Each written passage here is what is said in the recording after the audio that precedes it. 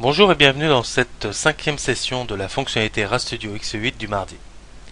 Aujourd'hui, nous allons voir Delphi X8 et le système App Analytics. Comme je l'avais déjà dit dans une précédente session, on a racheté en fait en début d'année la société, enfin pas la société mais deux produits de la société Today Software qui sont donc Castalia qu'on a déjà vu et Usertility qui est donc ce qu'on va voir aujourd'hui, à savoir il a été renommé donc App Analytics en passant chez Embarcadero. D'accord. Donc c'est un outil qui va nous permettre tout simplement de faire de l'analyse au niveau de nos applications, de savoir quand est-ce qu'elles sont utilisées, quelles fonctionnalités sont utilisées, est-ce qu'on a des exceptions, etc. Tout ça va être remonté de façon totalement anonyme par rapport au client final qui va l'utiliser sur un serveur qui va être centralisé chez Embarcadero. Vous pourrez vous connecter avec des identifiants lié au compte EDN, Embarcadero Developer Network, et à partir de là, donc collecter l'ensemble des informations en posant simplement un composant sur votre fenêtre. Mais bon, on va voir tout ça justement au niveau du développement Delphi. Allons-y. Mon Delphi est lancé et je vais commencer tout simplement par vous montrer deux choses. La première, toujours, j'insiste, on a une aide. Donc dans l'aide principale, je peux utiliser le champ recherché, je peux taper App Analytics, j'affiche les rubriques et dedans je vais trouver deux sujets, avec le premier qui est comment l'utiliser dans FireMonkey et comment l'utiliser dans la VCL. D'accord. Donc on va voir qu'il y aura deux composants, un pour la VCL et un pour FireMonkey. Ils sont relativement similaires. Il y a un petit détail au démarrage pour le stockage, on va dire, pour pas redemander systématiquement à accepter les conditions de collecte anonyme des données. On va pas le faire de la même façon. Dans le cas de la VCL, vu qu'on est sous Windows, on maîtrise l'environnement et donc ça va être fait de façon automatique. Sur la partie FireMonkey, on va devoir coder nous-mêmes l'endroit où on souhaite stocker justement ce fichier-là. Voilà la grosse différence entre les deux composants. Sinon, ils fonctionnent de la même façon. D'accord.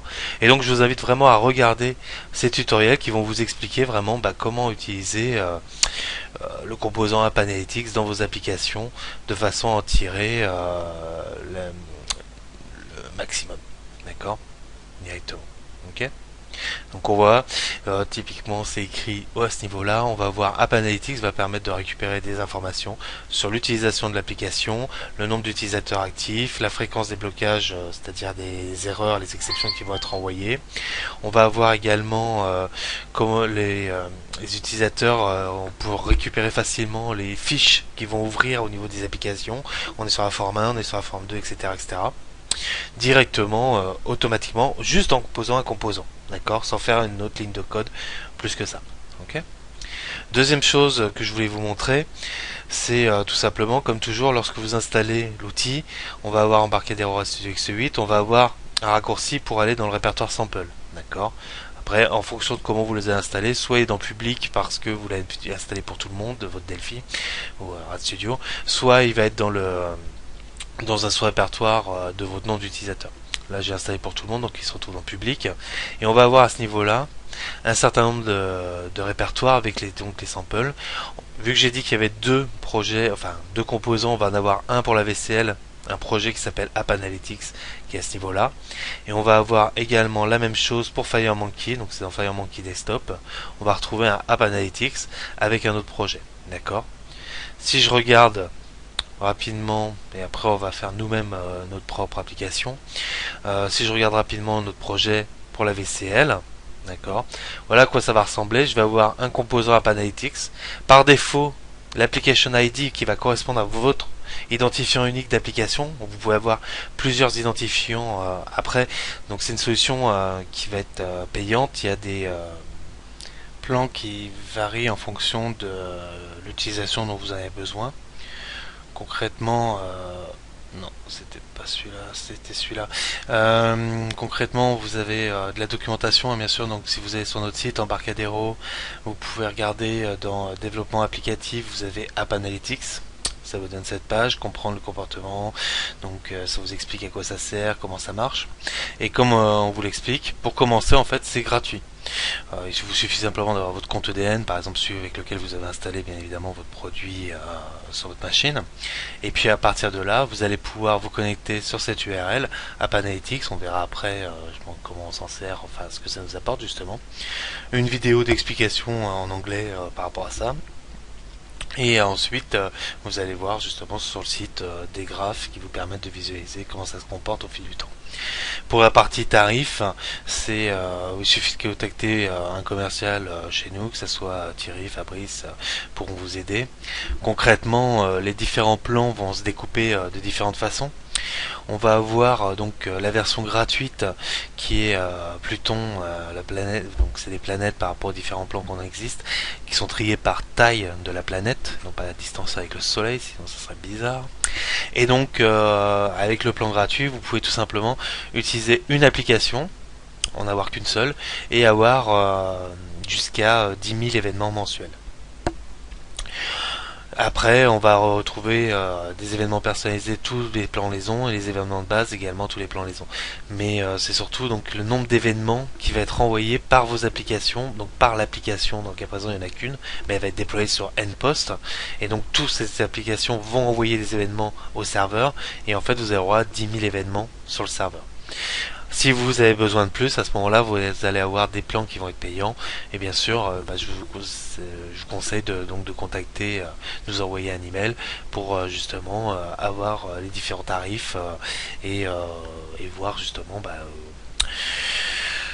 le plan qui vous intéresse. Pareil, donc si votre plan est insuffisant et que votre application envoie des événements, vous verrez que les 10 000 premiers, par exemple avec le plan Pluton, mais les autres vont être stockés quand même. C'est-à-dire que si demain vous dépassez et que vous voulez donc upgrader sur le plan qui est supérieur, vous allez après par exemple mettre une deuxième application en prod et vous voulez distinguer facilement. Donc vous allez avoir donc derrière la possibilité d'avoir par exemple à partir de mars des pas le moins, la planète, le plan. Donc vous allez pouvoir avoir plusieurs applications, jusqu'à 300 000 événements, etc. Et donc automatiquement vous allez visualiser ceux qui ont été enregistrés précédemment. D'accord ? Donc voilà comment ça fonctionne d'un point de vue prix. Si je reviens maintenant sur mon Delphi, on va donc reprendre notre composant. Donc notre composant App Analytics, il est disponible bien évidemment au niveau de la palette. On va le retrouver directement. Hop, App Analytics dans un onglet qui s'appelle Analytics. Lorsqu'on le pose. Et ensuite, donc comme j'ai, voilà, j'en garde qu'un, ça suffira. Est-ce qu'il est actif ou pas? Si on le met actif par défaut, là on voit qu'il y a un bouton justement pour l'activer, on verra après dans le code. Mais si on l'active par défaut, c'est au lancement donc de l'application qu'automatiquement il va nous envoyer un message pour nous dire que l'application collecte des informations. On peut très bien le coder soi-même derrière, mettre son propre, on va le voir après. L'application ID dont on vient de parler, qui est donc l'identifiant unique par rapport à mon application. La taille du cache qui va correspondre au nombre d'événements qu'on doit stocker maximum avant d'envoyer sur le serveur. Bien sûr, il va avoir un nom, différentes options. Est-ce que je veux traquer justement le démarrage, les formes qui sont activées, donc les différentes fiches qui sont activées, les contrôles qui vont avoir le focus. Alors on pourrait se dire c'est super, je vais tout cocher. Bien sûr, comme on l'a vu dans le plan, attention, c'est un événement. Donc si votre application est bien déployée, enfin vous avez beaucoup de clients et derrière ils vont l'utiliser beaucoup, plus vous aurez par exemple sur un contrôle focus ou des fiches qui sont activées, ça peut remonter pas mal d'événements automatiquement. Et les exceptions, ça c'est toujours intéressant de les avoir, les exceptions qui vont être renvoyées justement côté serveur lorsqu'on va avoir un crash. Privacy message, c'est tout simplement le message qu'on va envoyer à nos utilisateurs lorsqu'on se connecte. Donc par défaut, il y en a un bien sûr, rien ne nous empêche de le remplacer directement en mettant un texte par exemple en français, ce sera d'aussi bien pour mon application française. Et l'update intervalle, c'est pareil, c'est le temps en secondes du quand est-ce que je dois renvoyer les événements côté serveur, tout simplement. Un seul événement, c'est justement lorsqu'on envoie le message privacy, si on veut faire un traitement particulier. D'accord ? Donc si j'exécute cette application, on va voir sur un check permission, justement, voilà mon message qu'on a renseigné, et mon application a déjà été lancée. Donc ce qui fait que en fait il va pas lorsque je vais l'activer. Donc hop, si on regarde sur l'activation, d'accord, j'ai activé à true, il m'a pas renvoyé le message comme sur le check permission. Pourquoi? Tout simplement parce que vu que c'est le composant VCL comme je vous le disais tout à l'heure, on va stocker automatiquement le fait que l'utilisateur a déjà dit OK. Et partant de là, on va pas le redemander systématiquement. Où est-ce qu'on le stocke? Ça, c'est une information qui peut être intéressante. Tout simplement dans la base de registre. Au niveau de la base de registre, on est dans HK Current User, Software, Embarcadero, App Analytics. Et là, en fait, on va créer une clé pour chacune des applications. Donc, on voit bien, là, c'est mon B126, etc. Et si je regarde mon composant, là, je suis sur le bouton. Si je me remets sur le composant, j'ai bien le B126, etc. D'accord. Donc, voilà à quoi correspond la clé dans ma base de registre. Et derrière, on va avoir un utilisateur et si justement il a accepté ou pas. L'utilisateur, c'est un identifiant qui est généré par rapport à la machine en question. Ok, tout simplement. Donc, par contre, justement, si je supprime cette clé de ma base de registre, d'accord, je vais quitter l'application, je vais faire F5 parce que non, c'est bon. Et là, je vais relancer mon application et cette fois, quand je vais faire Enable, il me redemande bien justement d'accepter, donc de dire OK parce que j'utilise justement App Analytics. On pourrait dire un message oui, non, etc. Enfin voilà. Et ensuite, Rise and Log Exception, c'est ce que je disais. Là, j'ai un bout de code qui va dans le sample, hein, c'est pas moi qui l'ai codé celle-ci, et launch form pour justement lancer une deuxième fiche. Si on regarde, là volontairement on a un fnil et derrière on fait un show. Forcément il y a une exception. Et pour la partie fiche, tout simplement on va afficher une deuxième fiche qui a été créée automatiquement au niveau de notre projet. D'accord. Hop, elle est là. Ok. C'est bien, on a lancé l'application, on l'a exécuté, etc. Qu'est-ce qui s'est passé sur qu'est-ce qui a été renvoyé? Là, je suis tout simplement sur l'URL qui était citée justement sur cette page, par exemple, App Analytics, d'accord. Je me suis logué avec mon compte EDN, et à partir de mon compte EDN, en fait, mais on va le refaire après. Hein. Là, c'est juste que je collecte des données. Quand je suis sur les propriétés, en fait, on retrouve l'application ID justement que je dois mettre dans mon composant, d'accord. Et on doit bien le copier avec les accolades. Ok. Donc après mon application a un nom, etc. Je peux très bien inviter un autre utilisateur. Si par exemple je voulais mettre Thierry, je pourrais l'inviter de façon à ce qu'il puisse également se connecter avec son identifiant EDN et consulter uniquement les données. D'accord, il ne pourra pas lui faire de modification. Et si je regarde maintenant dans mon overview, je vais retrouver effectivement des utilisateurs qui vont être différents. Je vais retrouver les versions de mon application qui vont avoir été exécutées. Là on voit que j'ai du 1.0, du 1.0.0.0. Concrètement derrière, pour vous dire, c'est tout simplement parce que j'ai utilisé l'application FireMonkey et l'application VCL et que j'utilise le même ID pour l'application. Donc du coup, tout est mélangé. Je vais avoir différents utilisateurs parce que justement j'ai fait différents tests et j'ai supprimé justement au niveau de la registrie mes utilisateurs. Je l'ai également utilisé à partir de différentes applications. Là, on voit que j'ai eu des crash sessions et si je regarde le détail de mes sessions qui ont été crashées, je vais avoir un test exception qui lui était fait avec la version FireMonkey qu'on verra après, et là je l'ai fait justement, c'est l'exception qu'on a eu ensemble qui a été automatiquement renvoyée, d'accord, avec deux utilisateurs différents vu que j'avais supprimé ma clé de registre et donc il m'en a généré un. Ok, tout simplement. Donc je suis isolé facilement ces différentes données et le nombre les applications qui sont démarrées, le nombre d'utilisateurs et après en fonction des jours. Donc là j'ai commencé à faire mes tests sur ce nouvel utilisateur qu'aujourd'hui, donc forcément j'ai pas d'évolution comme on le voyait justement sur cette page là.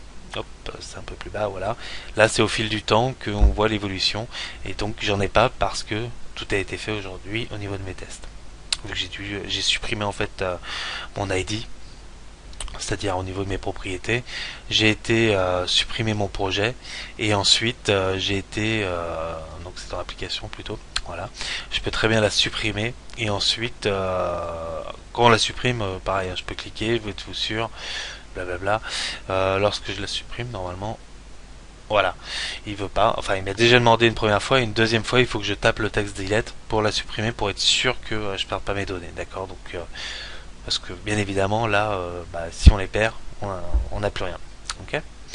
Et automatiquement, donc, il collecte des informations, la version de mon application, également l'OS sur lequel j'exécute mon application. Le flow, c'est justement mes différentes formes qui ont été lancées, donc plus souvent la forme 1, enfin moins souvent la forme 1 que la forme 2, si on regarde à ce niveau-là. Les contrôles qui ont également eu le focus lorsque je vais avoir cliqué dessus, d'accord. Donc il y a la forme, le contrôle, le launch, etc. Donc on a comme ça différentes formes qui vont apparaître. Ensuite, les événements custom, j'en ai pas généré, donc normalement il y en a pas. Voilà, ok. Et on verra justement au niveau de notre propre application comment on fait ça. Ok. Dans Advanced Analysis, on va retrouver différentes informations dont l'OS, etc., de la résolution de l'écran, des choses comme celle-ci. Là, j'attends que la page arrive avec l'ensemble des informations. Comme on peut le voir également, la possibilité de télécharger au format CSV. Donc si vous voulez pouvoir par exemple le traiter dans un Excel ou autre applicatif, ou le mettre dans vos propres bases après, vous avez la possibilité donc de récupérer ces valeurs-là.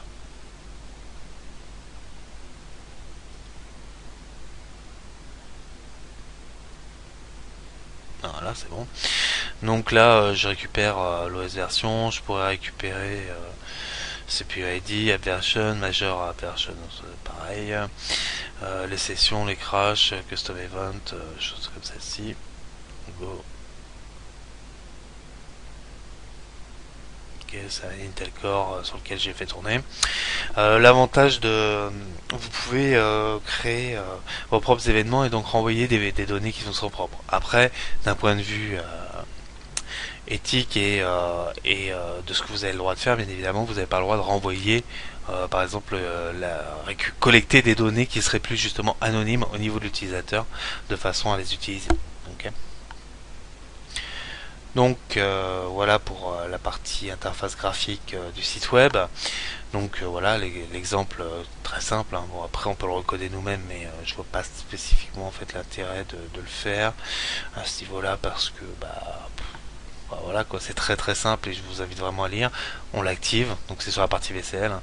Check privacy pour réafficher le message, tout simplement. Okay. Si je prends le projet FMX, donc je vais retrouver bien évidemment mon composant App Analytics avec son application ID qui va être le même dans mon cas parce que j'ai utilisé le même. C'est pas bien, hein. Je vous invite vraiment à en avoir plusieurs, mais bon, donc on passe sur des plans payants. Mais le problème d'avoir le même, donc si mes applications sont, même si mes applications sont, on va dire font la même chose, mais que j'ai fait un projet VCL et un autre projet FMX juste pour la partie Android, etc. Parce qu'historiquement j'avais une VCL, etc. Je vous invite vraiment à avoir des application ID différents parce que après, lorsque vous allez récupérer, enfin, lorsque le composant va récupérer de façon automatique des événements de type exception, de type focus de Windows, etc. Alors, si toutes vos fenêtres n'ont pas les mêmes noms, pourquoi pas. Mais par exemple, les exceptions, si c'est une erreur de type, comme on a fait tout à l'heure, on avait l'utilisation d'une variable qui était annihile et on va l'utiliser, automatiquement ça va être envoyé. Vous allez peut-être pas savoir d'où vient l'erreur et ça vous pouvez perdre du temps à essayer d'investiguer alors sur la mauvaise application parce que vous avez utilisé justement le même application ID sur les deux applications. Donc le cache size pour le nombre d'événements qu'on va stocker, enable ou pas, son nom, différents événements quand elle démarre, quand elle s'arrête, etc. Le privacy de la même façon qu'on va retrouver là, ok. Et ensuite le date intervalle pour le nombre de secondes entre chaque mise à jour. Okay. Événement, toujours un seul, on privacy message.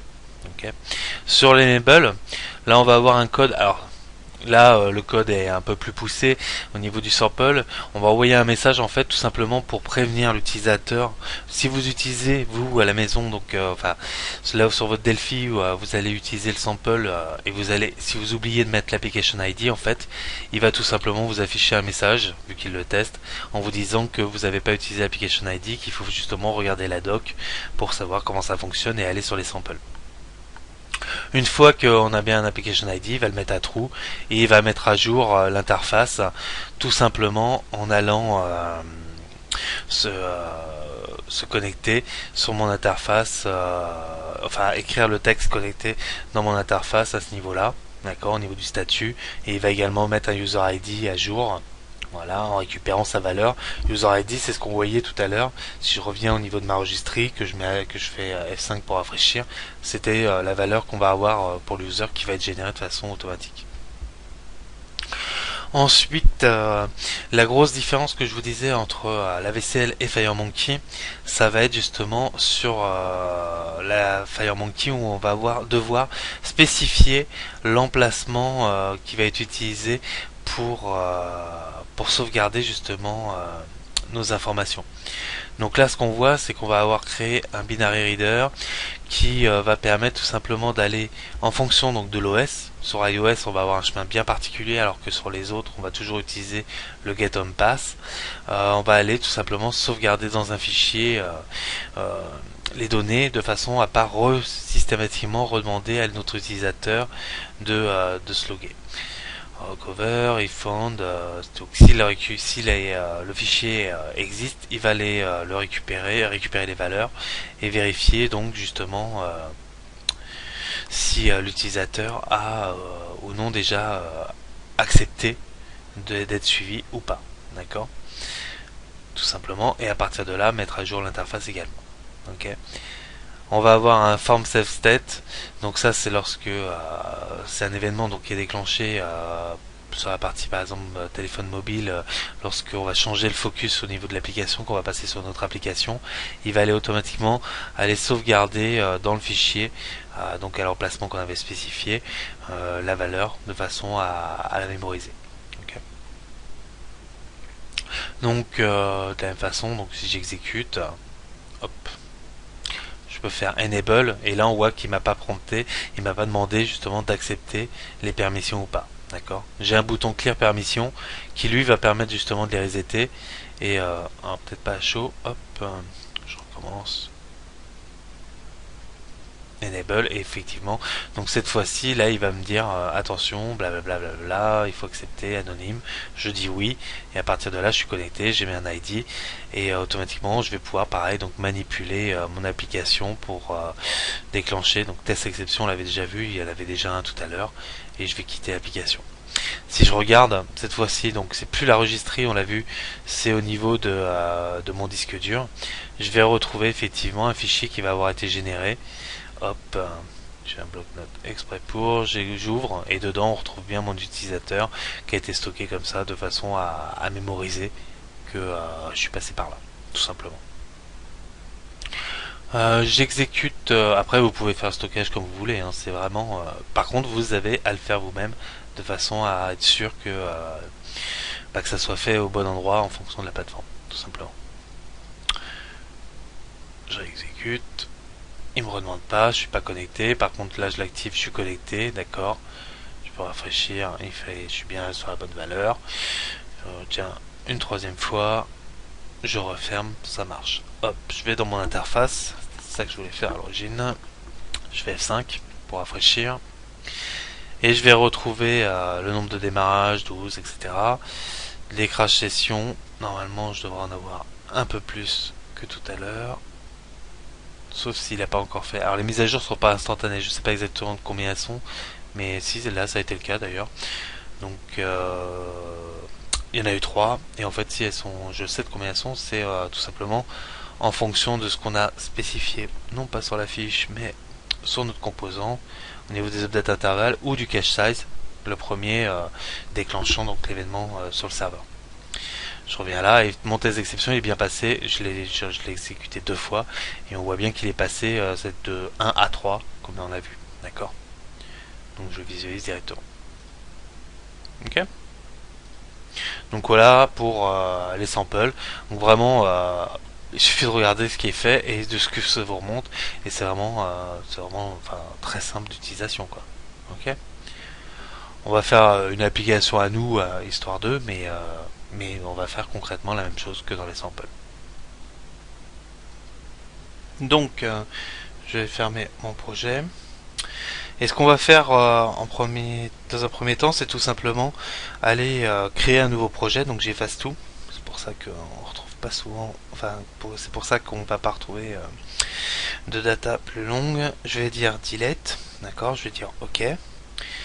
Je vais tout simplement aller écrire mon delete dans mon champ. J'aurais pu le taper, ça aurait été plus rapide. Et là, paf, il m'a tout détruit. Donc voilà ce que vous allez voir la première fois que vous allez vous loguer sur appanalytics.embarcadero.com avec vos users EDN. Il va vous dire que justement vous mettez un sample pour vous dire attention, voilà comment ça fonctionne, et la première chose à faire, ça va être d'ajouter une application. Je vais ajouter une application, je vais dire fonctionnalité du mardi, d'accord. Je fais save et automatiquement donc il me génère un ID unique par rapport à mon application, d'accord. Je peux ajouter donc d'autres utilisateurs, hein, comme je disais, par exemple Thierry, Laborde, embarcadero.com. J'invite. Je vais inviter fabrice.godin@embarcadero.com. Donc si vous voulez des infos sur les tarifs, je vous invite à écrire à Fabrice typiquement. D'accord. Voilà. Donc ils ont été invités et ils ont des droits de lecture sur ça. L'adresse filter, c'est justement si je veux faire des tests et que je veux pas polluer tout simplement ma machine, pas ma machine, puis polluer le serveur, les résultats du serveur avec ma machine, je vais pouvoir rajouter les IP typiquement de ma société pour être sûr que je vienne pas justement ajouter des événements que je voudrais pas. Ça c'est quand on va passer réellement concrètement en prod. Ok. Donc si je regarde Overview, bien évidemment, bah, cette fois-ci, la table n'a pas de colonne, mais vu qu'on vient tout de recréer à l'instant. D'accord. Je retourne dans mon Delphi, et à partir de là, je vais créer une nouvelle application multipériphérique, par exemple, vide. Ok. Je vais rajouter mon app Analytics, d'accord, et je vais aller lui coller mon application ID que j'avais copié dans le presse-papier il y a quelques secondes. Cache size, tous les 10 événements je vais envoyer, et je vais envoyer ça également toutes les 10 secondes. D'accord. Qu'est-ce que je veux collecter? Je veux collecter lorsque mon application démarre, lorsque je la quitte, lorsque je vais mettre le focus sur tel contrôle, lorsque telle fenêtre va être activée, s'il y a des exceptions, et les événements custom. Ok. Tout, concrètement. Après, je vous dis, je vais du coup consommer beaucoup d'événements. À vous de voir ce qui vous intéresse de façon à le faire. De la même façon, je vais me rajouter un bouton enable, mais en tapant bouton, ce sera mieux. Je vais l'aligner en haut. Voilà, je vais lui dire qu'il s'appelle texte activer collect. Hop, la collecte des données. Voilà. Je vais lui donner un nom, btn enable it. Hop, voilà. Et concrètement, tout simplement, sur mon app analytique.enable, c'est mieux, le point égal à true. Ok, tout simplement. Ensuite, qu'est-ce qu'on va pouvoir faire d'autre? On va pouvoir, bien évidemment, on pourrait déjà le tester comme ça, mais c'est pas ce qui va nous intéresser le plus. Forme 1, tiens, je vais lui dire que c'est pas forme 1, je vais lui donner un autre nom, histoire qu'on visualise, mais bon, après on a tout purgé, donc ça va pas changer grand chose. Mon name il est là, FRM main, voilà, je l'appelle comme ça en général chez moi. Chauffe au screen, non, on s'en fiche de ça. Qu'est-ce que je voulais faire d'autre? Tac, objectif. On va avoir, si je vérifie ici, je vais vérifier mon privacy message. J'en ai pas, donc par défaut il me met un texte à lui, hein, d'accord. Maintenant, je peux effectivement, tout nos remerciements pour nous aider à améliorer ce jeu en cliquant sur le bouton oui. Voilà. Donc là on va reconnaître facilement si c'est le nôtre ou pas. Hop, je vais sauvegarder mon projet. Donc mon projet il va s'appeler App Analytics. Ok, je vais appeler ma fiche fmain. Ah, et ça va être App Analytics du mardi. Histoire qu'il ait un nom bien à lui. Ok. J'ai sauvegardé mon projet. Ce que je vais faire tout simplement maintenant, c'est coder mon événement form create de façon à facilement visualiser, enfin de façon à stocker justement mes données. Je vais le faire exactement en copiant-collant, en codant la même chose que ce qui a été fait, dans le sample tout simplement. Donc concrètement, je vais m'ajouter une variable qui va être reader de type T binary reader. Ensuite, je vais faire toute la partie conditionnelle pour pouvoir traiter les cas en fonction de si c'est pour iOS, voilà, ou pas. Alors, ou pas. And if, voilà. Sur la partie iOS, pour avoir la complétion, je vais tout simplement aller choisir ma plateforme iOS. Voilà. Là, je vais faire un save state.storagebase. Deux points égal, on avait besoin d'un tpass, donc là j'ai besoin d'utiliser IOUtils qui va contenir tpass, d'accord. Je sais pas, pour rappel, on va avoir tfile, tpass et tdirectory qui vont être au niveau de cette unité. Ok, c'est plein de fonctions qui vous permettent de manipuler justement les différents chemins. Hop, je suis là, et donc entre autres d'avoir sur mon tpass un get on pass.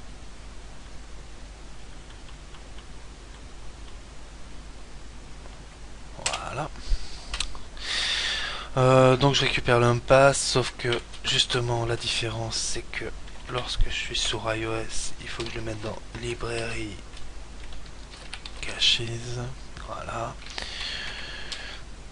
Ensuite, dans les autres cas, je vais faire la même chose, mais sans le chemin.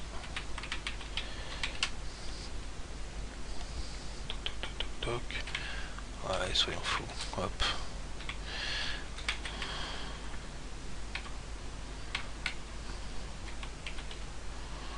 Voilà. De toute façon, je fais pas d'iOS. Voilà. Ensuite, je vais lui mettre également, bien évidemment, un nom. D'accord. À mon savestate.name, je vais l'appeler fonctionnalité du mardi, par exemple. Hop. Je mets une extension ou pas, hein, ça c'est à vous de voir comme vous le souhaitez. Ensuite, je vais aller récupérer tout simplement les données if savestate.stream.size est supérieur à 0, donc on a déjà écrit quelque chose, d'accord. Si on a déjà écrit quelque chose, alors mon reader, je vais aller tout simplement faire un T binary reader. Non, pas, moi j'aime bien faire ça, hein. Try, d'accord, CTRL J, hop, CTRL Z, je recommence, j'étais trop vite, CTRL J, et là justement je mets mon reader, d'accord, CTRL space, hop, là je tape binary reader, et là tout simplement, on en est où, ma stream, hop, hop, je me suis raté, savestate.stream. Voilà, pour stocker. Ensuite, c'est le reader. Et à ce niveau-là, donc sur mon app analytique, je vais aller récupérer mon user ID, hop, raté, user ID qui va être égal à reader.read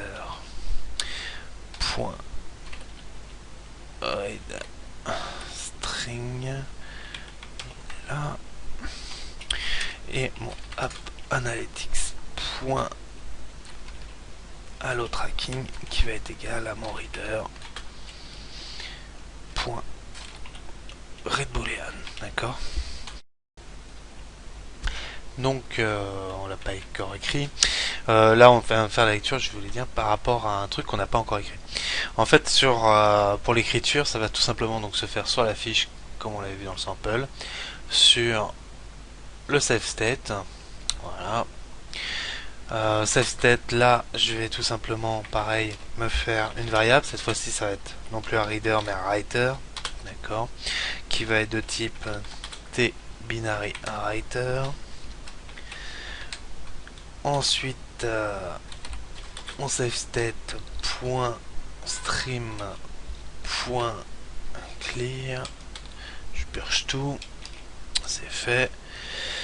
Et ensuite, si app analytics point allo tracking, d'accord, donc si on autorise le tracking, à ce moment là je vais tout simplement aller faire mon writer, clac, writer qui est de type binary writer create, je vais lui passer raté encore une fois, save state.stream, je lui passe tout ce qu'il lui faut. Ensuite writer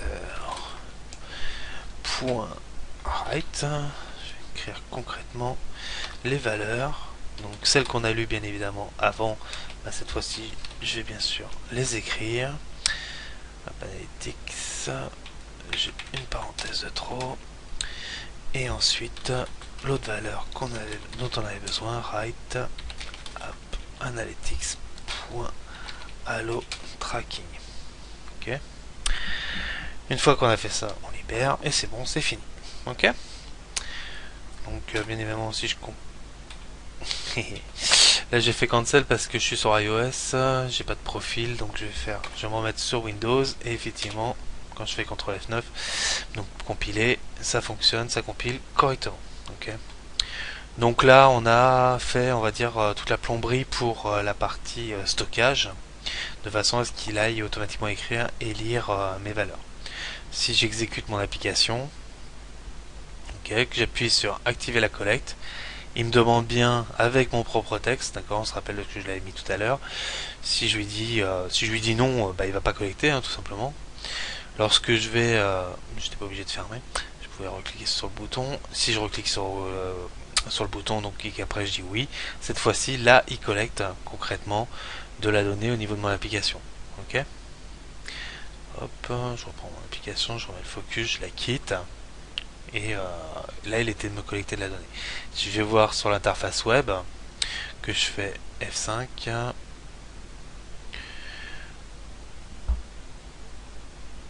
ah, on n'a pas encore les données qui apparaissent.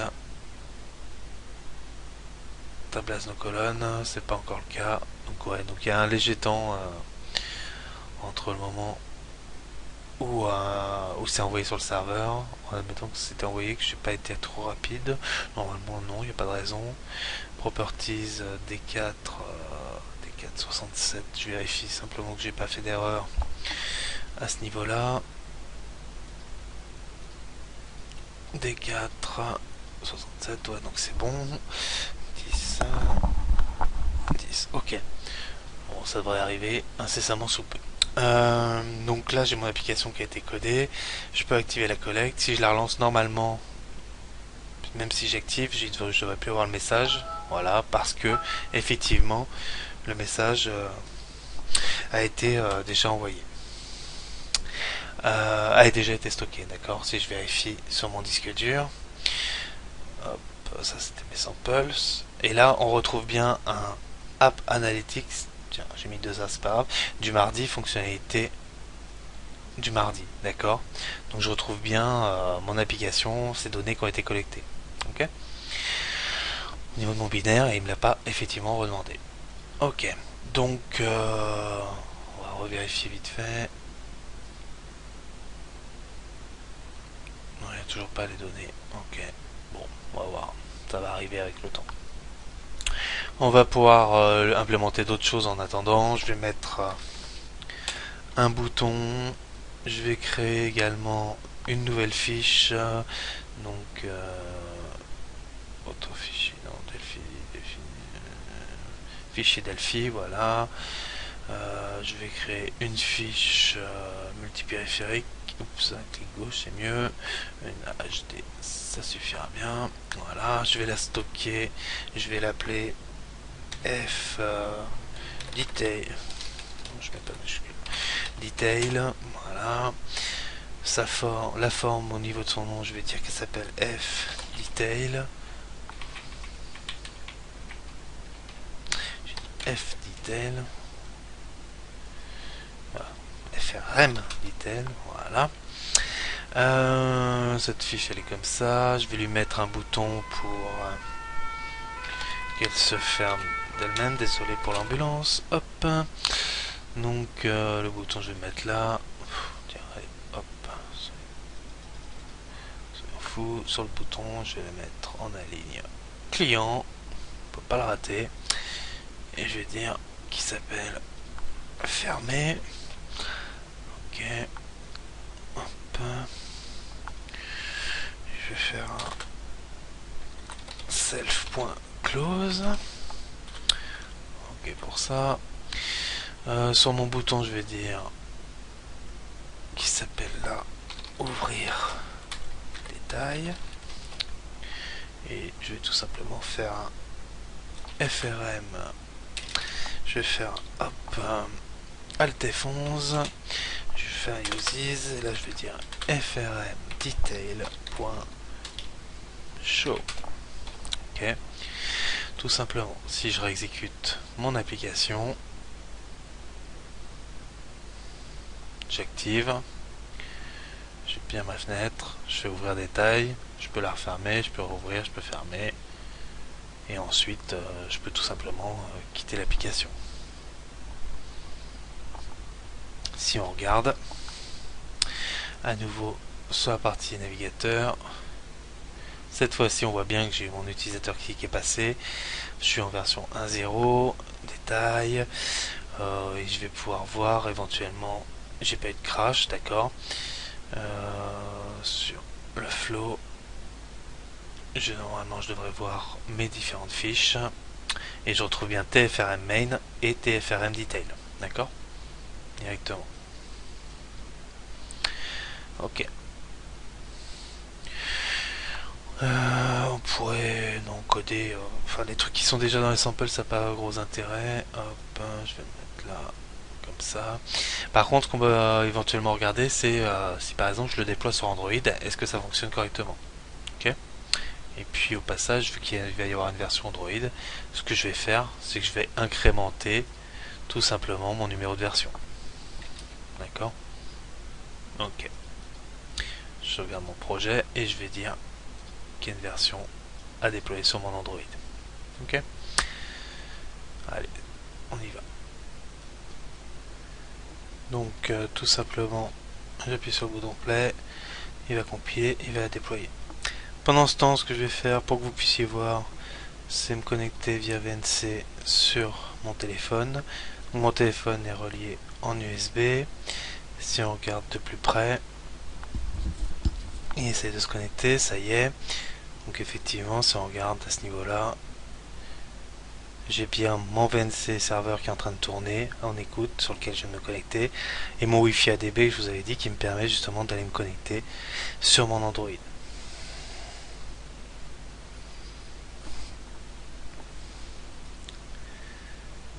Il a fini de compiler. Si je reprends hop vite ma fenêtre, là on voit effectivement dans l'application, il faudrait que je pense à redimensionner mes boutons, on voit que c'est pas super joli. Et je vais cliquer sur mon bouton pour activer les données.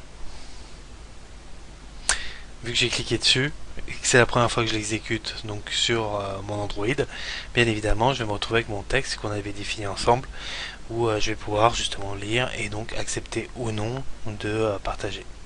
Là je vais cliquer sur oui. On peut également, si on le souhaite, bien sûr, donc cliquer. Là, je vois que c'est ma deuxième fenêtre avec mon bouton qui prend toute la fenêtre. Et puis, je vais quitter l'application. Ok. Maintenant, ce que je vais faire, c'est retourner à ce niveau-là. Et qu'est-ce que je voulais faire là-dedans?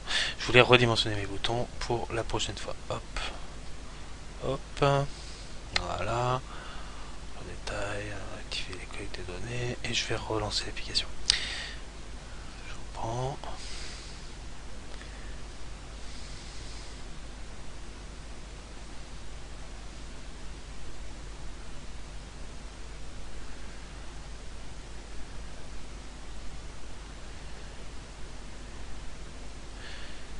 Fenêtre, effectivement on voit qu'il est en train d'installer mon APK.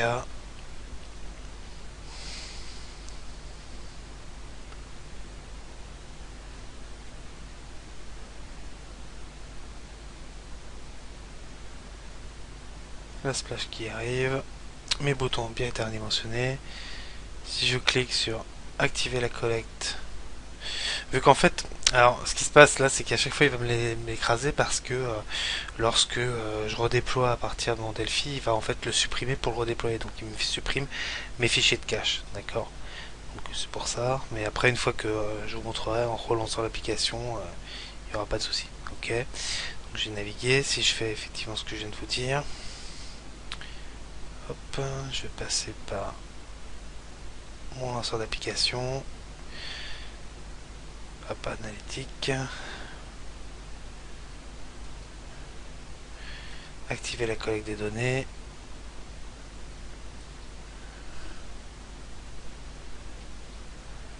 Vous voyez, il se passe rien. Parce que tout simplement, il a bien gardé mon fichier. Il a bien été écrit mon fichier comme c'était prévu. Ouvrir détail. Ok. Donc là, normalement, il a été me collecter les données. On va tout simplement aller vérifier sur le web que ça marche bien. Donc, je reprends mon navigateur. Je vais faire un refresh.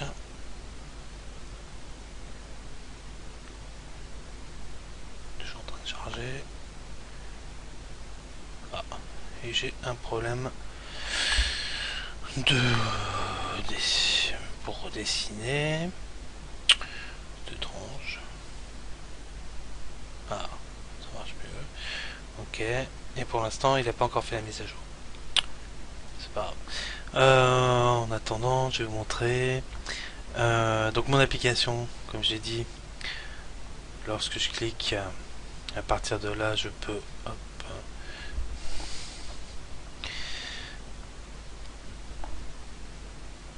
la relancer et effectivement activer. Donc on voit que lorsque je clique sur activer, d'accord, enfin on me demande plus de confirmer. Ok. Pourquoi? Tout simplement, alors, hop, je viens d'installer une application qui va me permettre de les naviguer. Alors, je rappelle pour ceux qui le savaient déjà que mon téléphone est routé, donc je signale aux autres qui ne savaient pas que mon téléphone est routé, ce qui me permet d'aller naviguer où je veux sur mon téléphone. Donc dans le cas présent, je vais aller dans le répertoire data, qui contient lui-même un répertoire data, qui lui-même va contenir mon nom de package. D'accord, le nom de package, c'est simple, on le retrouve comme on l'avait vu la semaine dernière, entre autres, dans information de version, je vais avoir comme.embarcadero. Le nom de mon application. D'accord. Donc là, ça s'appelle App Analytique du mardi, mais avec comme Embarcadero devant. Donc, si je renavigue là, je vais chercher un comme Embarcadero, pas trop vite, Google, non. Hop, j'y suis. App Analytique. Et dedans, je vais avoir trois répertoires. Dedans, je vais avoir Files. Et dans Files, on retrouve bien un fichier qui s'appelle fonctionnalité du mardi, qui correspond tout simplement à celui qu'on a codé, qu'on a été écrire à cet endroit là, d'accord. Ok, avec le storage space qui permet donc de récupérer le get home pass, c'est donc le répertoire où va être stocké, c'est là d'ailleurs, où va être stocké donc mon application, enfin mon fichier. Ok, donc automatiquement il va récupérer à cet endroit là. Donc là on va tout simplement faire un nouveau refresh pour regarder si les données sont à jour. Pas encore, bon, ça devrait plus tarder. Donc on rafraîchit une nouvelle fois. Je clique.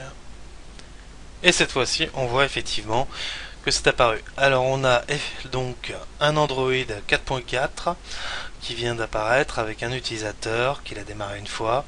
Et on voit également dans les versions justement... tiens, j'ai pas fait... ah, j'ai dû me tromper, j'ai pas dû le mettre où il fallait tout à l'heure. Options... Hop, je suis sur du debug, c'est pour ça. Android plateforme. Voilà, je suis sur du 1.0.0. C'est la version qu'on a effectivement vue au lieu du 1.1. D'accord, donc tout est cohérent par rapport à ça. C'est moi qui ai fait une erreur. Elle est là. Et ensuite, donc on voit bien que notre version est à cet endroit-là. Le flow pour voir les différentes fenêtres est également disponible, bien évidemment. Toujours le même ratio, grosso modo. Et la dernière chose que je voulais éventuellement vous montrer, c'était les custom events que justement on n'a pas vu, qui n'étaient pas directement dans la démonstration, dans les samples qui sont livrés. Donc on va regarder tout de suite comment implémenter des custom events au niveau de notre application. D'accord. Et tout simplement pour ça, je vais rajouter un bouton. D'accord. Et en fait, l'idée c'est de renvoyer des données qui peuvent être intéressantes. Dans le cas présent, je vais renvoyer des... Ouais, si je vais faire ça, je vais renvoyer éventuellement la résolution de mon écran. D'accord. Donc pour ça, j'ai un texte qui est là. Résolution. Hop. Alors, attendez, je vais le mettre en dessous de l'autre comme ça. Et je vais aller implémenter son code. D'accord. Donc pour la résolution de l'écran, c'est assez simple au niveau du développement. On va tout simplement aller utiliser un événement, qu'on appelle ça, un objet de type contexte pour lui donner justement ce dont il a besoin. Hop. Je suis là, je m'étais perdu. Hop, c'est là. Hop, j'ai dit contexte. Donc bien sûr on retrouve ça dans la documentation pour info. Et ça va être un T custom event. Hop, avec un T c'est mieux.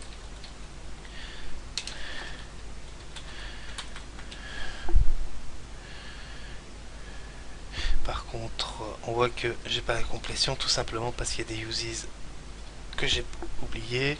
Donc System Analytics, est-ce qu'il y a, il y a FMX, par contre j'ai pas System Analytics, j'ai FMX Analytics. Donc System Analytics. Je vais rajouter également System Analytics app Analytics. Ouais, ça doit être le même que pour les FMX, bon c'est pas grave. Et voilà. Et non, ça c'est bon, ça me suffit. Hop, vérifier là. Et effectivement, je retrouve bien mon objet à ce moment-là. Ensuite, tout simplement, je vais aller vérifier que mon application, elle utilise... j'ai pas dit, je dis application. Application.track activity. Ensuite, begin. Hop. Et je vais dire que mon contexte va être égal à t custom context.create et je vais lui donner tout simplement des paramètres. Donc on voit qu'on lui donne une catégorie, une action et une constante de type texte avec une valeur également. D'accord. Donc je vais lui donner tout simplement une catégorie, je vais lui dire écran. D'accord. Voilà, parce que je pourrais avoir par exemple la résolution, le nombre de pixels, un certain nombre d'informations comme ça. Donc je vais dire que c'est la résolution. Ensuite, non, ça serait plutôt là la résolution. catégorie, je vais rajouter un parent plus haut, périphérique. Voilà.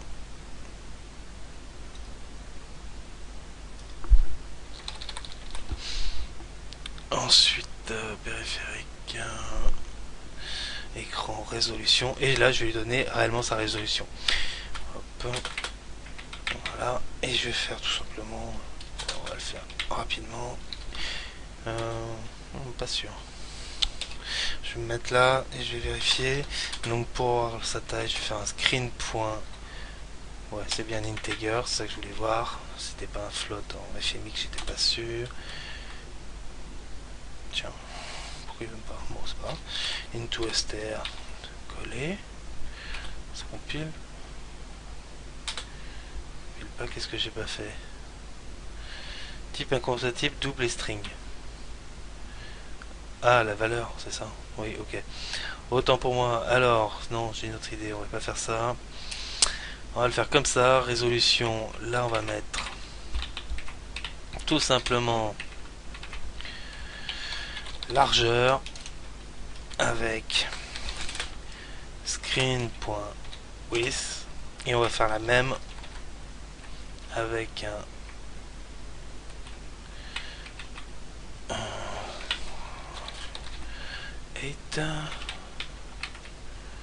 qui va être là, hauteur, voilà. Et entre les deux, je vais simplement faire un application point